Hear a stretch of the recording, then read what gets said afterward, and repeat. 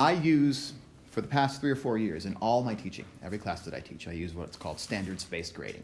And the way standards-based grading works is that the assignments that I give you and that you submit to me do not receive numerical grades. No 8 out of 10.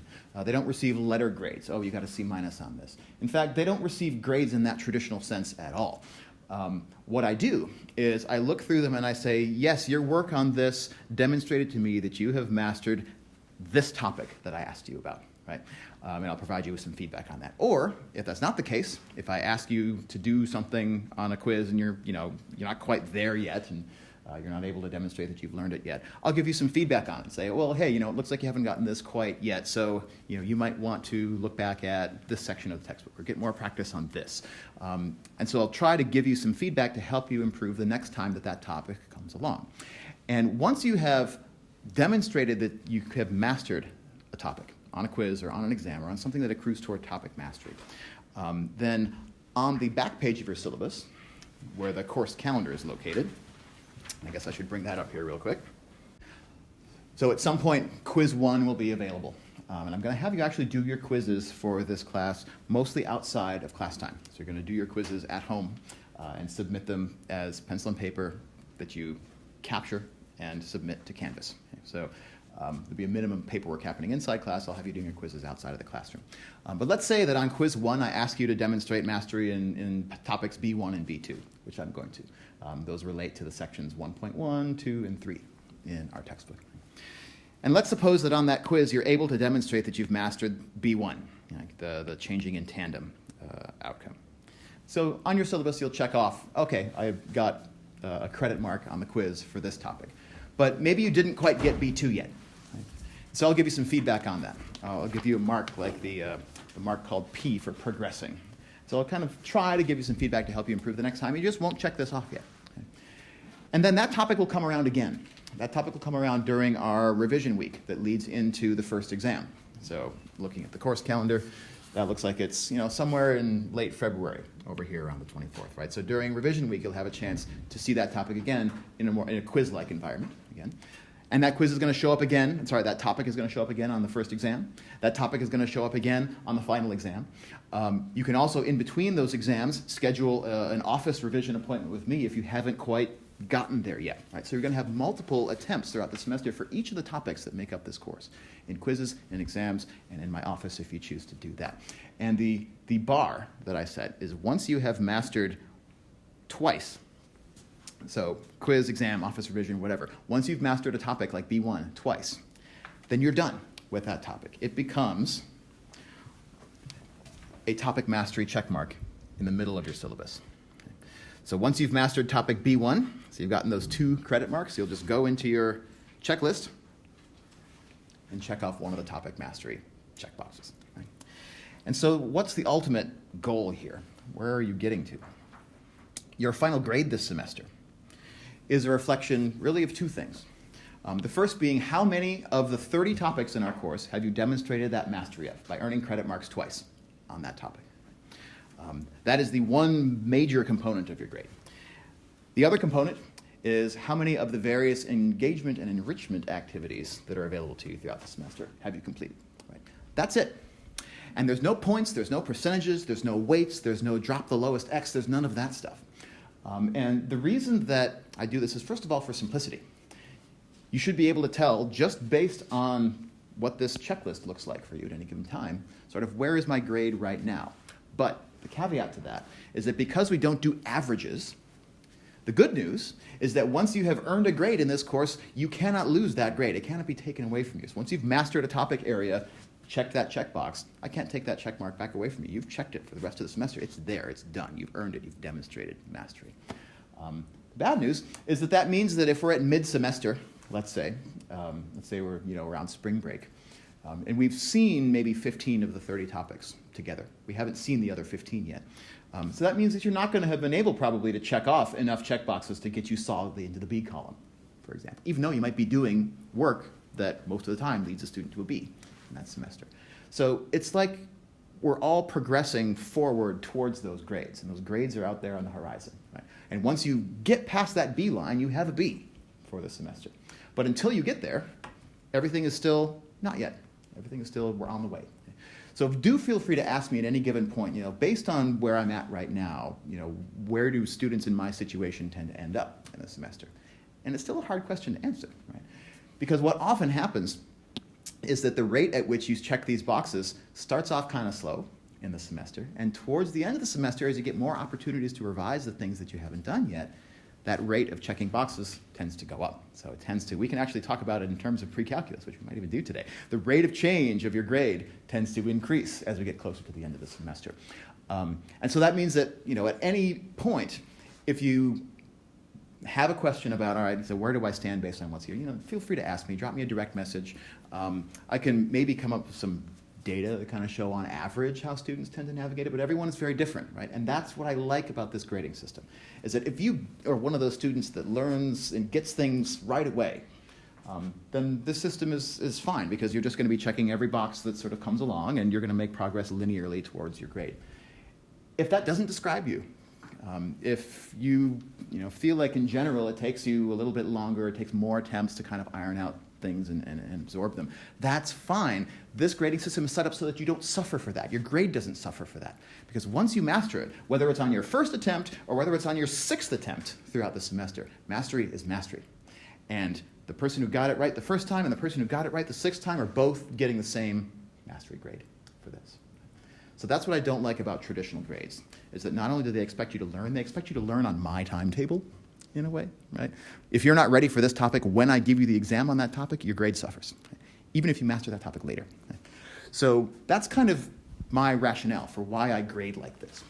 And it creates a learning curve that I want to help you to navigate. So as questions arise about how you're accounting for this, let me know. Canvas is set up in such a way that actually helps you to keep track of topic by topic rather than assignment by assignment. That is one of the biggest reasons I use Canvas, because Blackboard is completely unable to do that.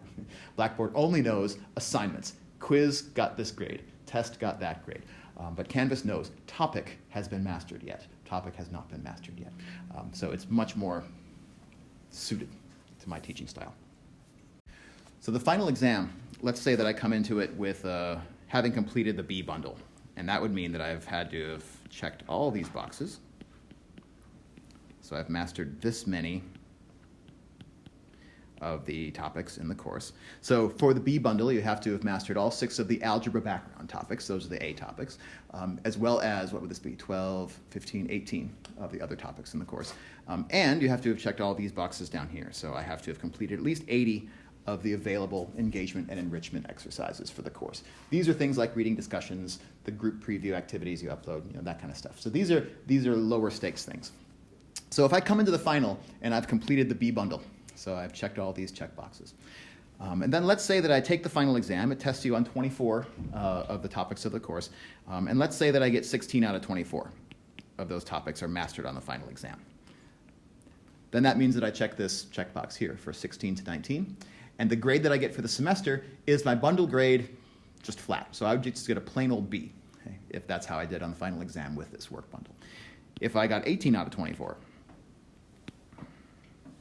not 18. Let's say I got 21 out of 24. Then instead of the B, I would end up with a B plus. Right? So the final exam has the power to adjust your grade as high up as one letter with a minus. Right?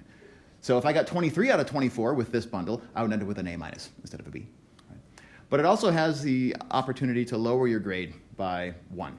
Right? So if I got 7 out of 24 on the final exam, my B bundle would turn into a C for this semester. Right. So final exam still has quite a bit of leverage, but again, it can also help you to check those last check boxes that you might not have checked leading into the final exam. So it kind of gets you in those 2 ways, one of which is only beneficial, right? Checking more check boxes can only help you, and the other of which kind of puts you a little bit on the hook to make sure that you still have mastery of the stuff that you mastered throughout the semester, because there's a chance that if your performance is low, it can still bump your bundle grade down for the semester. Right? So at the end of the day, those are the 3 determiners of your grade: your topic mastery, your engagement and enrichment completion, and then the final exam. So those 3 things taken together. So engagement and enrichment, last point here, is there are a total of 100 of these little activities to complete throughout the semester. Each one of them is an up or down check mark on my part. Right? So it's just how many of them did you complete by the time that they were due. So this includes reading discussions, group preview activities, online practice problem sets, and storytelling activities. Let me jump over into Canvas, just so I can sort of point you to how to navigate to those various activities. So this is our Canvas front page. And you can find the best way to access the materials for our course is to go in through this Learner Modules button. This is kind of where all the meat and potatoes of the course is going to live. And so here are the 5 topic areas that we study throughout the semester. You'll also see at the bottom storytelling assignments. Each of these is going to be one engagement and enrichment activity. So activity 0 is already posted on Canvas. I've seen a couple people submit it already, but that's the first of those assignments. That's due on Sunday night this week. So if you want to do that one, this is an opportunity for you to kind of tell your own math story a little bit by doing a little bit of creative work. So usually these are things that both sort of invite you to think about yourself in relation to mathematics and sort of tell a story about your mathematical life. And also, actually A1's not a good example. Let me go back and choose B1. This is the topic we're going to talk more about today. All of the assignments that show up under the journey, engagement and enrichment, these are also engagement and enrichment activities. So for Module B1, Changing in Tandem, this is section 1.1 of our textbook. It's the thing we're going to start working on today. There are 3 of these engagement and enrichment assignments available. The first one is a reading discussion. So you click on that. It takes you into our online textbook with the opportunity to make comments, answer questions, ask questions about the reading in the margins. So to have a conversation with your classmates about the textbook itself in the margins of the textbook. Just because I am so in love with this system, let me just show you real quickly what that looks like. So at the top here are just sort of some guidelines. Here's the kind of participation that I'm looking for you to demonstrate in these reading discussions. And then underneath it is this section of the textbook. And as you take a look at what's here, in the margin on this right-hand side is a little pane for annotations. And it looks like, how come this is, looks like this might not be formatted right here. You come across something that you have a question about, you highlight it, so maybe I highlight this phrase right here, and it pops up with the option to annotate. Choose annotate, and then you ask a question about this. Does this mean, ... whatever. So you ask some question about it, you post it to the annotation group. And the more that you and your classmates do that, the more that a conversation about the text emerges in this little panel that's off on the side of the reading. And so if you've posted comments in there, that becomes a submission for that reading discussion activity, which is one of the engagement and enrichment activities that we have for the semester. It does look like, I'm not sure if this is working. It would be nice to be able to see more of the page on the page here. I might have to make an adjustment to that. But that's one type of those activities. The other is the preview activities. So if you click on this, it gives you the opportunity to download the preview activities for that section. So this would be section 1.1. I actually brought paper copies of that to class today, so I'm going to give you these. This is where we're going to start our conversation today. But in the future, that's going to be an activity that I want you to do, just the preview activities. That's usually the first one in the packet.